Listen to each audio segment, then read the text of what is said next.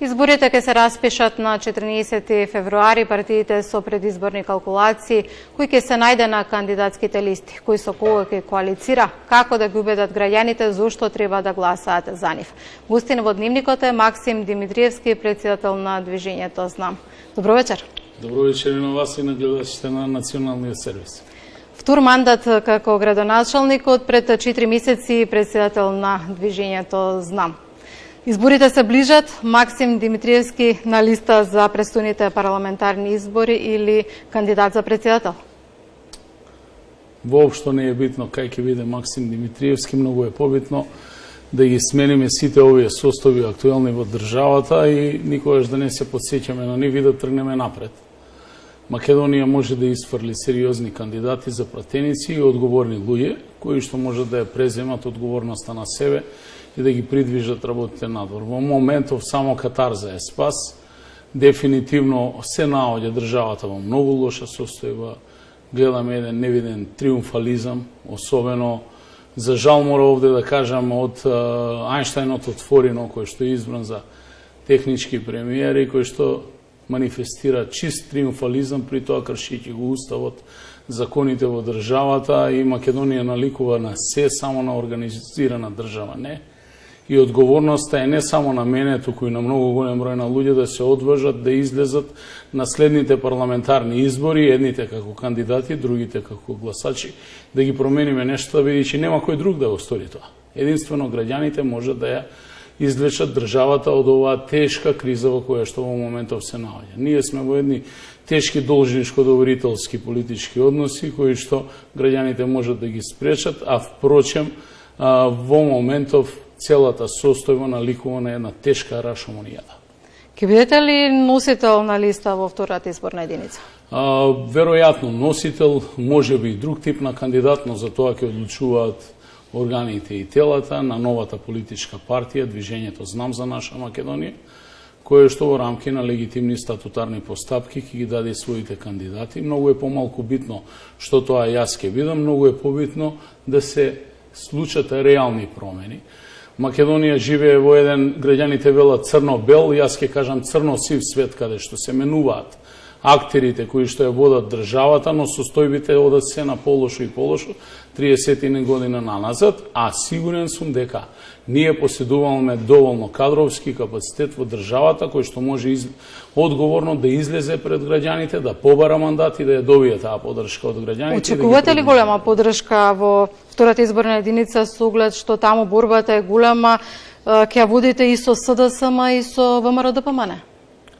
Очекувам голема поддршка на ниво на цела држава во сите 6 изборни единици, бидејќи ние ќе имаме своји кандидатски листи за пратеници во сите 6 изборни единици. Ако тоа беше возможно да се случи во Куманово, зошто да не го направиме на ниво на држава? Ние со примерот на Куманово покажаме како една од најзадолжените општини можеме да ја придвижиме да тргне напред. Не можем да кажам дека во Куманово денеска влада е ренесанса, но дефинитивно се поставуваат основните работи и Куманово од една од најзадолжените општини денеска е најстабилна финансиска општина во државата, со сериозни буџети, сериозна развојна програма, град кој што реализира сериозни капитални проекти и се придвижуваме напред.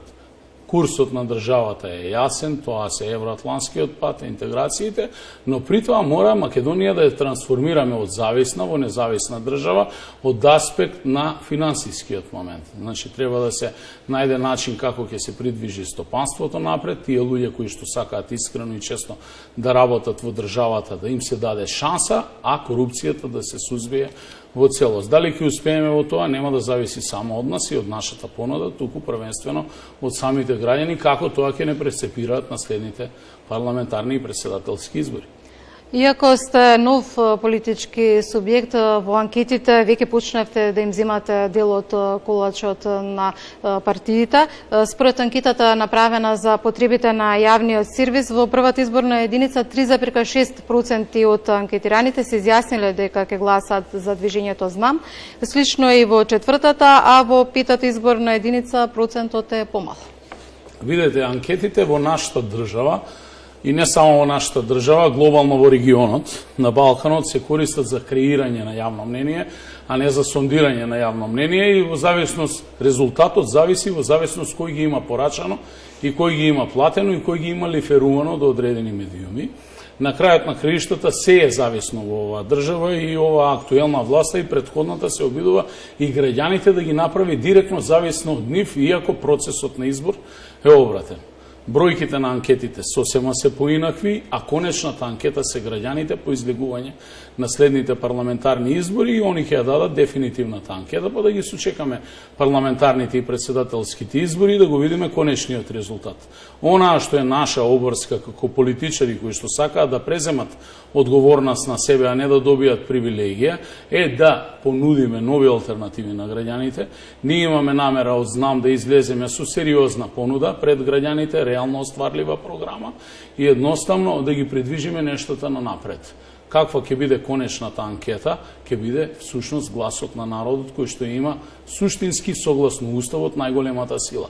За жал во моментот сите оние кои што имплементираат власта се ставаат над граѓаните и посакуваат да имаат целосна контрола и на системот и на граѓаните, и затоа имаме едно политизирано општество, политизирано судство, обвинителство и сите институции кои што се во функција на политичките субјекти кои што во континуитет владеат со оваа држава. Ние имаме за обврска, како знам, да го ослободиме овој систем од таквите феномени кои што постојат во нашето општество и да им дадеме можност на граѓаните да живеат во една држава во која што сите ќе имаат еднакви права и еднакви можности. Ако имате состојба каде што политичарите се само амнестираат со закони во делот на службената одговорност и кога ќе го почнете вашиот мандат на почетот, додека да го завршите всушност и доколку сторите кривично дело, делото е застарено, тогаш всушност заклучувате, како што беше и последниот случај со гласање на наводно европскиот закон за измените во кривичниот закон,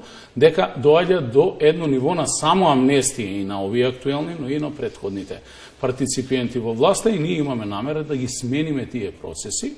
Ке се бориме сериозно со корупцијата во системот, бидејќи корупцијата е најголемиот непријател на демократијата, а всушност некој се обидува од страна да наметне едно темпо во државата каде што ќе создаде феномен на приватна држава и зависно општество, каде што граѓаните директно ќе зависат од политичарите, со цел да ги обесхрабри оние кои што се честни и достоинствени, и доколку се почувствуваат обесхрабрени или поразени да си заминат од државата, а да останат оние кои што се немочни и не можат да се борат против системот кој што го создаде ваквата состојба во делот на политиката и лошата имплементација на политиките. Велите дека ќе се борите против корупцијата и сте за департизација на судството и на полицијата. Дали се ова само предизборни ветувања или ќе останете на ова што го велите? Не се само предизборни ветувања, сите кои што лично ме познаваат и кои што имале прилика и со мене и со моите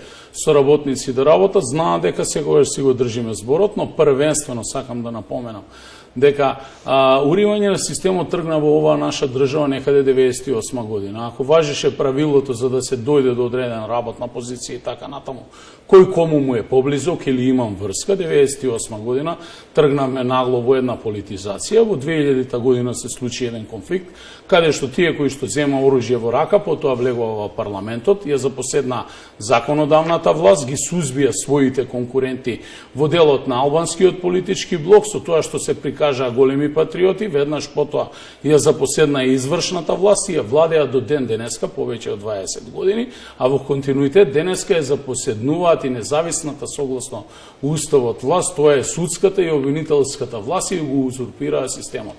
Ние мора да се ослободиме од тоа, бидејќи факти се покажува со примери во општеството дека оваа партија, која што своите коалициони партнери ги користи како привезок, едноставно мора да се спреши во делот на нејзиното делување. На што му личи на Талат Џафери, триумфално да биде причекуван во неговото редно место со извикување на скандирање на Илирида, Дарданија и не знам кои се други слогани кои што се антиуставни и антизаконски, а тој во моментов и мој и ваш технички премиер. Значи, доколку постои власт и држава, тој во истиот момент мора да одговара. Но за жал нема ниту поединец, во системот, ниту пак има систем кој што почива врз база на правниот поредок на државата кој што ќе го повика на одговорност. Со И затоа кого ќе тоа се коалицира случува како феномен во ова наше општество и тоа го нема никаде, ни во нашето обкружување за жал. Со кого ќе коалицира Максим Димитриевски? Ќе бидете ли одлучувачки фактор на изборите? Ние на следните избори исклучиво ќе коалицираме со граѓаните на Македонија и со никој друг.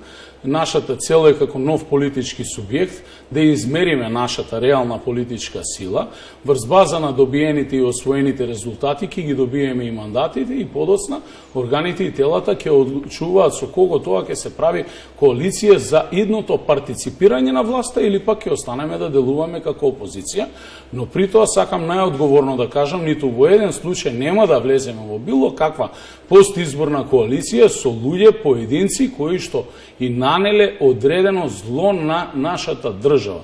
По тоа се подразбира сите оние кои што се огрешиле од законот и дефинитивно го срушиле, значи, Крушевскиот манифест и Асномските поделки. Имате ли повици од поранишните сопартици од СДСМ за приклучување во вашата нова партија? Да бидам искрен, има повици од секаде. Нам најбитните повици ни се од граѓаните и исклучиво го слушаме гласот кој што допира до нас од страна на граѓаните и ние ќе се водиме според нивните насоки. Воопшто не ни се битни било какви политички пазарења, бидејќи ние дефинитивно не се бориме како поединци за позиции. Јас доаѓам од позиција градоначалник на најголема општина во државата. Таа позиција, ако е споредам со било кое министерско место во државата, е многу поголема во однос на било какво министерско место. Нам ни е искрено целта да добиеме што поголем број на мандати, поголема поддршка од страна на граѓаните, за да суштински тргнеме да ги менуваме нештата, состојбите од минус да ги доведеме на апсолутна нула и да ги предвижиме на нагоре, бидејќи Македонија мора да изнајде начин да стане самоодржлива држава.